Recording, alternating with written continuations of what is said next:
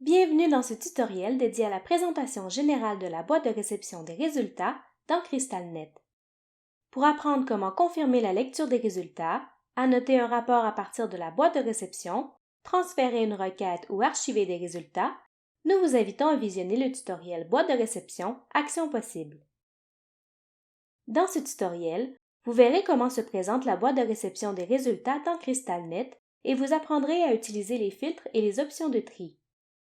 Pour accéder à votre boîte de réception, vous devez, à partir de l'écran des listes d'usagers ou du détail usagers, cliquer sur l'icône suivante en haut à droite.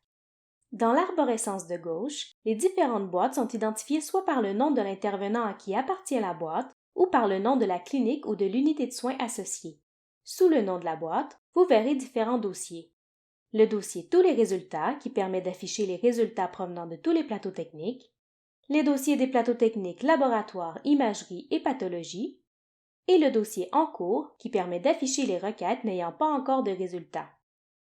Le nombre de résultats dans une boîte d'intervenants, votre boîte personnelle ou celle d'un collègue, s'affiche à droite des dossiers Tous les résultats laboratoire, imagerie et pathologie une fois que vous avez cliqué dessus. Les dossiers Résultats lus et Résultats archivés, présents dans votre boîte personnelle ainsi que dans les boîtes des autres intervenants, permettent de conserver les résultats une fois la lecture confirmée ou les résultats archivés. Pour partager votre boîte de réception, cliquez sur cette icône. Dans la fenêtre qui s'affiche, saisissez le nom de l'utilisateur avec lequel vous désirez effectuer le partage, puis cliquez sur Rechercher. Cliquez sur le plus pour ajouter l'utilisateur. Ajoutez une période de partage au besoin. Cliquez ensuite sur Enregistrer. La boîte d'intervenants qui vient d'être partagée s'affichera à la suite des boîtes d'intervenants de l'utilisateur sélectionné. Pour ajouter la boîte d'un autre intervenant, il suffit de cliquer sur le plus à droite du libellé Intervenant. La fenêtre Ajout de la boîte d'un intervenant s'affiche. Vous pouvez alors commencer à saisir le nom de l'intervenant ou le sélectionner dans la liste déroulante. Notez que seuls les intervenants prescripteurs qui partagent un métier ou une spécialité avec vous seront visibles dans la liste déroulante. Cliquez ensuite sur Enregistrer. La boîte s'affichera à la suite de vos boîtes d'intervenants actuelles. Pour retirer une boîte, cliquez sur le menu d'action à droite du nom de l'intervenant, puis sur Retirer la boîte. Une fenêtre de confirmation s'affiche. Cliquez sur Retirer pour confirmer votre choix. La procédure est semblable pour ajouter ou retirer une boîte commune. En cliquant sur l'icône de l'entonnoir, vous verrez s'afficher plusieurs filtres et options de tri que vous pouvez appliquer sur la liste des résultats sélectionnés. Ces filtres concernent la normalité des résultats de laboratoire, la consultation des résultats, le transfert de requêtes et le service. Il est également possible de trier la liste selon différents critères. Cliquez sur Filtrer et trier pour que les filtres et le tri sélectionnés s'appliquent. Pour configurer la période des résultats affichés, vous pouvez d'abord choisir d'afficher les résultats reçus depuis un nombre de jours précis dans ce champ. Pour préciser davantage la période, vous pouvez utiliser le calendrier. Deux options s'offrent à vous pour cette section, filtrer par date de dernière modification et filtrer par date de la requête. La liste des résultats comprend tous les résultats du dossier sélectionné à gauche. Le nom de l'intervenant à qui appartient la boîte ou le nom de la clinique ou de l'unité de soins dans le cas d'une boîte commune s'affiche au-dessus de la liste. Ce bouton vous permet de faire afficher automatiquement le DPE léger de l'usager associé aux résultats que vous consultez. Ce champ vous permet de rechercher un usager dans le dossier sélectionné par nom, prénom ou numéro de dossier.